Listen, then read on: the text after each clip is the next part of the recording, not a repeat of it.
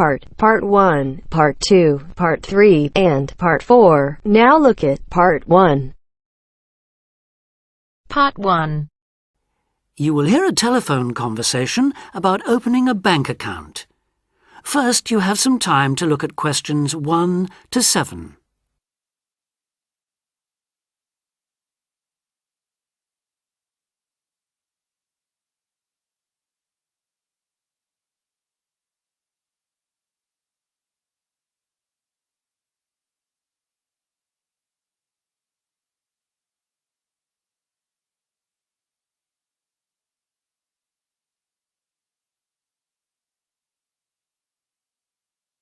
Now we shall begin. You should answer the questions as you listen because you will not hear the recording a second time. Listen carefully and answer questions 1 to 7. Expats Helpline, Terry Davies here. What can I do for you? Hello, Terry. I've been in this country for a while and I've just been offered a job in the city, so I think I'm going to need to open a bank account. I haven't had one before, so I'm wondering what papers I need. Well, basically you'll need to be able to prove to the bank that you're who you say you are and that you live where you say you do, okay? Uh-huh. And for some banks, at least, that means you'll have to show them 2 separate pieces of identity. So I'll run through the list if you like. Yes, please. Okay. I'll bring it up on the screen. Let's see. Here it is. Right. The first thing it says is a valid passport. Mine's Australian. Yes, that would be fine, of course. The next one is a driving license, and again, one from your country would be okay. Then that's followed by birth certificate. Oh, hang on, that's only if you're under 18. Which I'm not. Right, so not that then. But you can also show them a benefit book. For instance, if you're in ill health or unemployed or getting income support. Yes, I could bring that. Or a letter from my employer, maybe? Well, that's not actually on the list, so we'll have to assume you can't. Okay. And to prove where I live? Again, there are several possible things listed here. For instance, you could use a bill for council tax or something else for where you live, such as an insurance certificate. I've got one of those, somewhere among all my papers.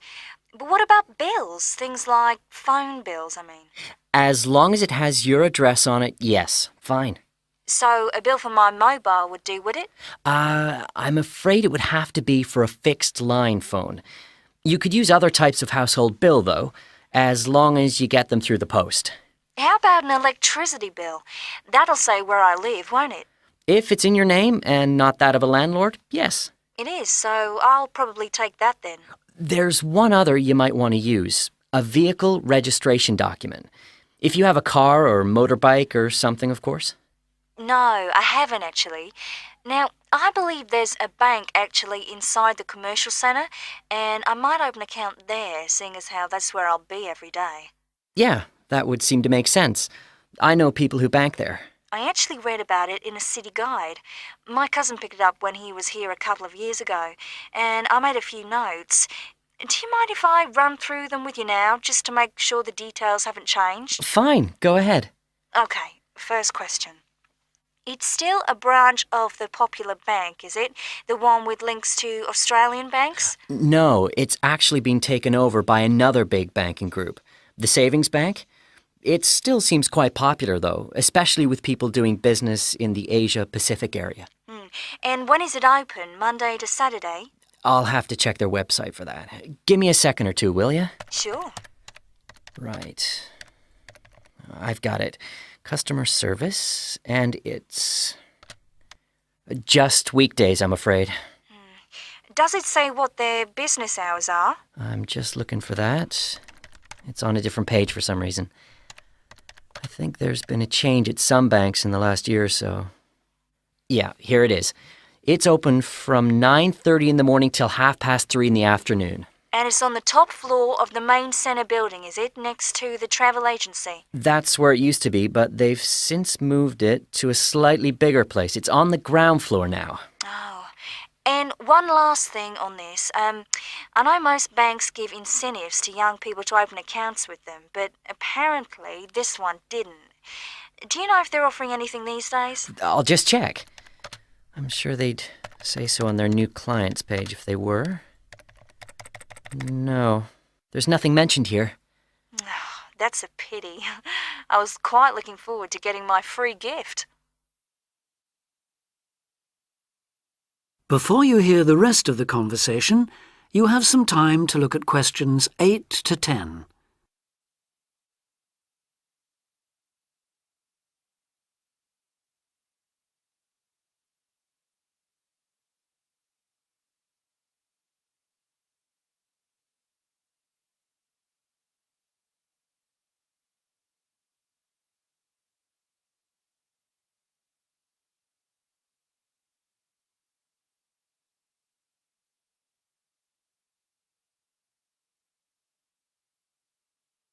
Now listen and answer questions 8 to 10.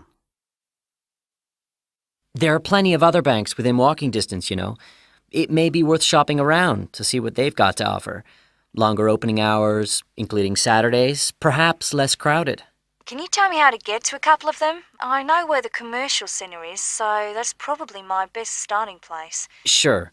For the Royal Bank, you need to turn left when you leave the centre, go along Market Street past the post office, and turn left up Bridge Street past the Shaw Theatre. Then you take the first right. You'll see an internet cafe on the other side, and the Royal is just a bit further along on the right, directly opposite the Park Hotel. Okay, I've got that. What about the Northern Bank? For that one, you turn right as you come out of the centre and go along Market Street until you come to the junction with West Street. There you turn right again and carry on up as far as the next junction where you take a left. You'll see the bank from there. It's the third building on the right. Fine. And the last one, the National Bank? You can go either way from the centre, really. Up West Street or Bridge Street and then along past City Hall. The bank is on the other side of the road, right next to the tourist office. You can't miss it. Great. Thanks a lot for your help. Anytime. Bye. Bye.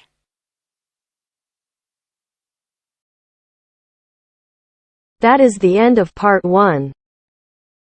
You now have half a minute to check your answers.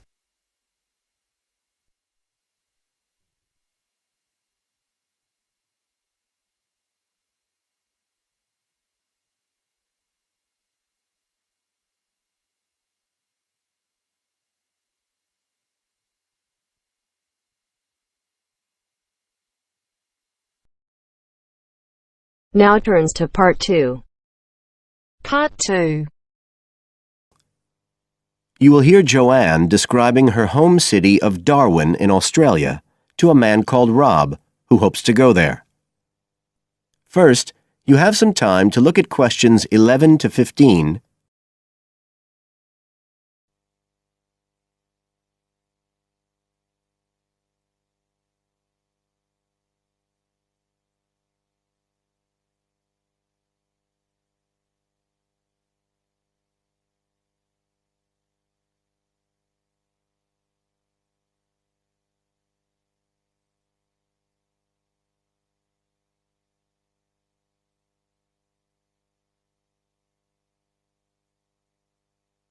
Now listen carefully and answer questions 11 to 15. Joanne? Hi, you must be Rob. Nice to meet you. So, I hear you're planning to visit Australia. Yeah, and I really wanted to talk to you because I was thinking of spending some time in Darwin, and my sister told me you're from there. That's right. So, tell me about it. Well, where shall I start? Well, Darwin's in what they call the top end because it's right up at the northern end of Australia, and it's quite different from the rest of Australia in terms of cultural influences. In fact, it's nearer to Jakarta in Indonesia than it is to Sydney, so you get a very strong Asian influence there. That means we get lots of tourists. People from other parts of Australia are attracted by this sort of international cosmopolitan image. And as well as that, We've got the same laid-back atmosphere you get all over Australia, probably more so, if anything, because of the climate. But what a lot of the tourists don't realise until they get there is that the city's also got a very young population. The average age is just 29, and this makes the whole place very buzzy. Some people think that there might not be that much going on as far as art and music and dancing and so on are concerned because it's so remote. I mean, we don't really get things like theatre and opera in the same way as cities down in the south like Sydney, for example, because of the transport expenses. But in fact, what happens is that we just do it ourselves. Lots of people play music, classical as well as pop, and there are things like artists groups and writers groups and dance classes. Everyone does something. We don't just sit and watch other people. You said it's very international? Yeah, they say there's over 70 different nationalities in Darwin. For instance, there's been a Chinese population there for over 100 years. We've even got a Chinese temple. It was built way back in 1887, but when a very bad storm, a cyclone in fact, hit Darwin in the 1970s, it was almost completely destroyed. The only parts of the temple that survived were part of the altars and the stone lions. But after the storm, they reconstructed it using modern materials. It's still used as a religious centre today, but it's open to tourists too, and it's definitely worth going to see it. Oh, and as far as getting around goes, you'll see places that advertise bicycles for hire, but I wouldn't recommend it. A lot of the year it's just so hot and humid. Some tourists think it'll be fine because there's not much in the way of hills and the traffic's quite light compared with some places, but believe me, you're better off with public transport. It's fine and not expensive. Or you can hire a car, but it's not really worth it. What's the swimming like? Well, there are some good beaches, but the trouble is that there's this nasty creature called the box jellyfish, and if it stings you, you're in bad trouble. So you have to be very careful most of the year, especially in the winter months. You can wear a lycra suit to cover your arms and legs, but I wouldn't like to risk it even so, personally. And there are the saltwater crocodiles too. I mean, I don't want to put you off. There are protected swimming areas netted off where you'll be safe from jellyfish and crocs, or there are the public swimming pools. They're fine, of course. You now have some time to look at questions 16 to 20.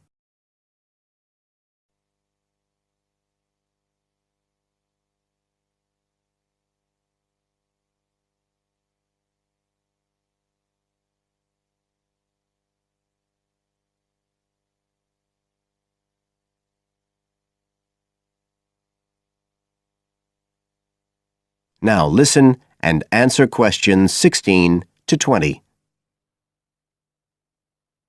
So, which places would you specially recommend?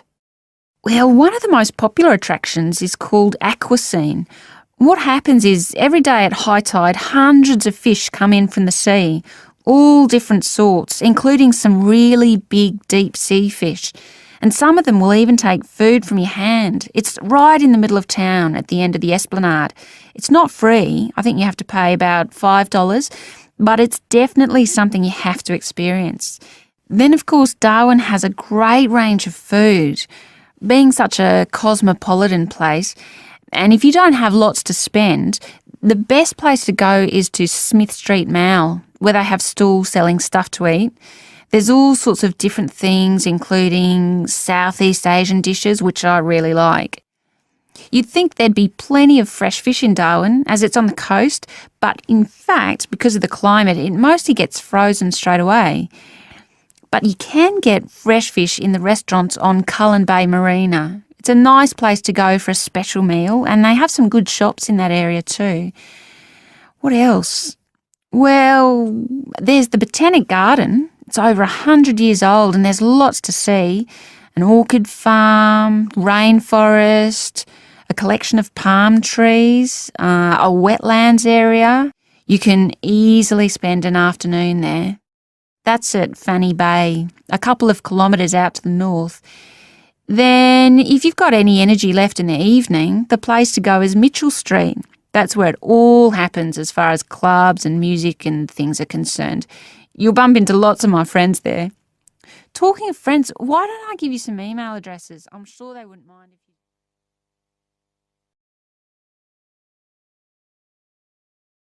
That is the end of part 2. You now have half a minute to check your answers.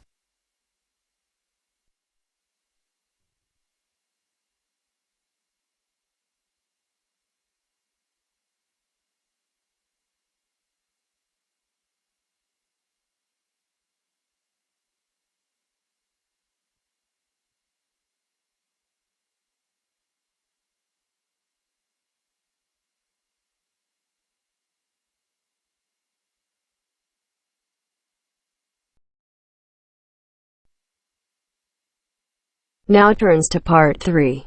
Part 3. Mr. Jackson, who feels that he is physically unfit, is consulting with his doctor about his health condition. Before you listen to their conversation, you have a chance to read questions 21 to 24.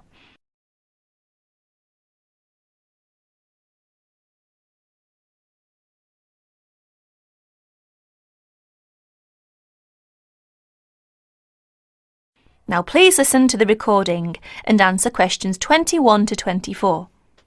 Well, Mr. Jackson, the first and important thing I have to tell you is that there is really nothing seriously wrong with you. Physically, that is. My very thorough re-examination and the analyst's report show that basically you are very fit.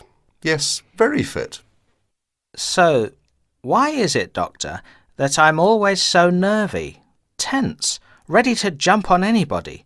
My wife, children, colleagues. I think your condition has a lot to do with, shall we call it, way of life, habits? Way of life? Habits? Yes, now tell me, Mr. Jackson, you smoke, don't you?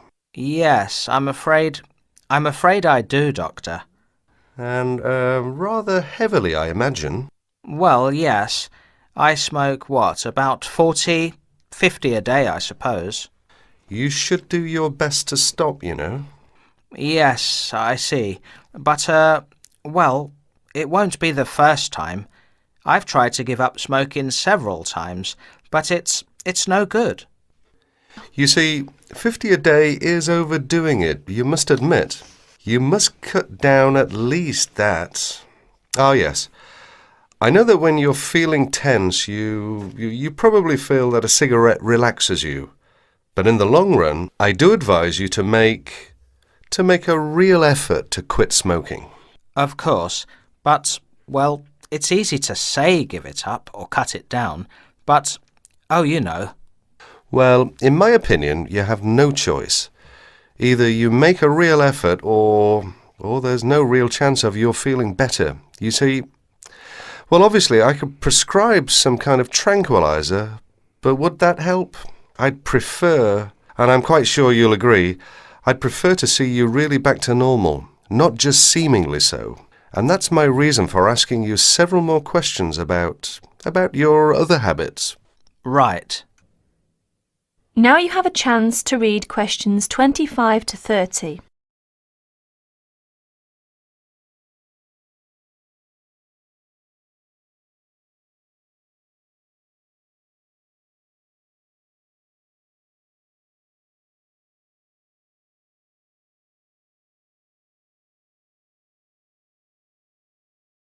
As you listen to more of their conversation, answer questions 25 to 30.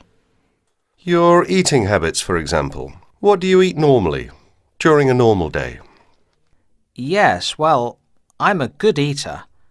Yes, I'd say I'm a good eater. Now let's see. Up at 8 in the morning, and my wife has a good breakfast ready. A good breakfast? The usual. A cereal followed by bacon and eggs with fried bread and perhaps a tomato or two.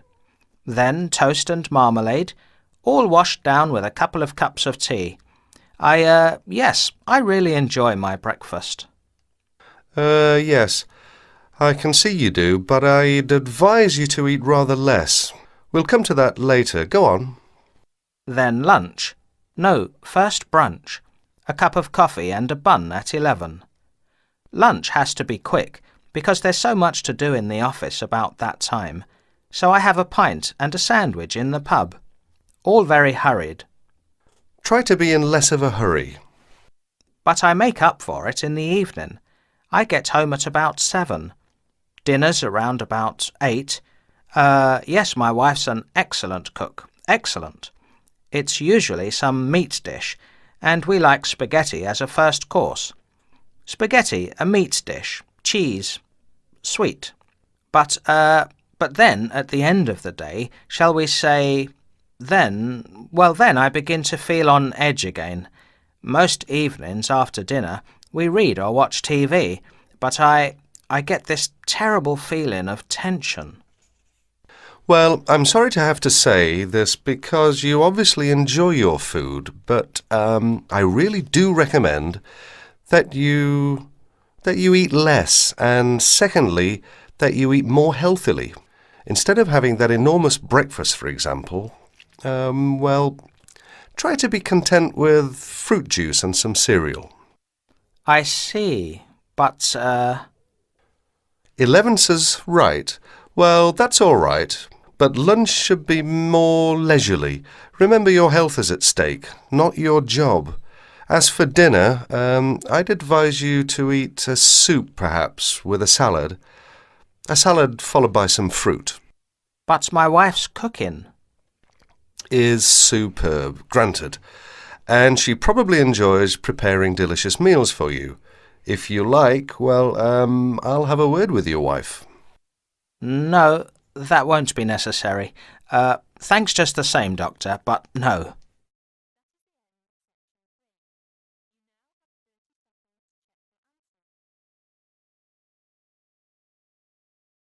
That is the end of part 3. You now have half a minute to check your answers.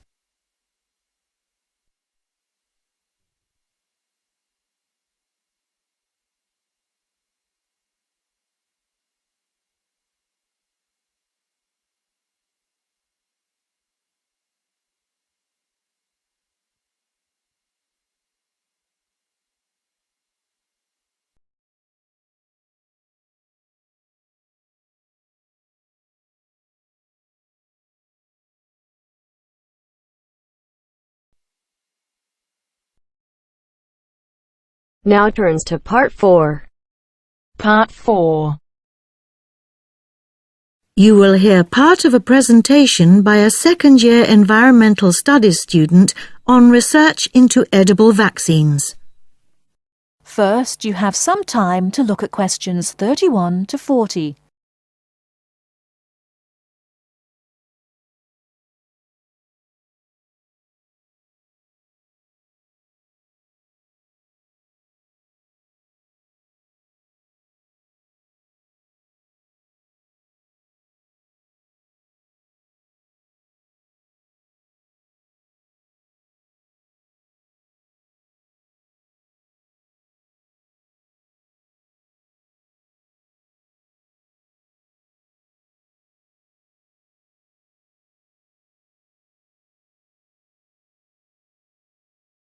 Now listen carefully and answer questions 31 to 40.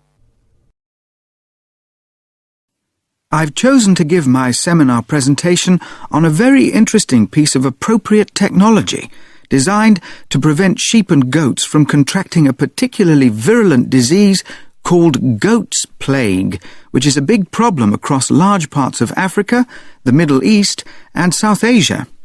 The Indian Institute of Science in Bangalore has been working to produce genetically modified peanut plants to deliver an edible vaccine, in other words, vaccine which is given through the medium of food. In this case, it is given through genetically modified peanut leaves, which are often used as animal fodder in India. Why is edible vaccine considered much better suited to the local conditions and needs than ordinary vaccines injected by needles? Well, firstly, injected versions are very expensive to produce, whereas edible ones are cheap, which must surely be one of the most important plus factors when choosing a mode of delivery. Secondly, a big drawback with injected vaccines is that they easily perish when they are not kept cool. By contrast, there are far fewer problems with storing edible vaccines. They can last a long time outside a fridge. You can imagine that in remote rural areas, that is an enormous benefit. Another advantage is, because this edible vaccine only contains one viral protein, it allows vets easily to pick out which animals are infected. It's apparently a common problem with injected vaccine that vets can't distinguish between sick and vaccinated animals. However, edible vaccines do have their drawbacks. The major problem is ensuring that exactly the right dose is delivered. The amounts of vaccine which develop in a given genetically modified plant differ significantly depending on the growing conditions. Obviously, too little of the protein might leave certain animals insufficiently protected. And there is also another shortcoming related to the issue of dosage of these vaccines. 99% of the protein actually perishes in the sheep or goat's stomach. We therefore cannot be sure just how much is getting through and working to protect the animal. These negative aspects really have to be addressed to ensure that animals receive maximum benefit. And finally, as with all GM crops, the transgenic peanut plants will have to be grown under strict supervision if we are to ensure that it does not contaminate peanuts grown for human consumption. Now, moving on to the next part of my seminar presentation.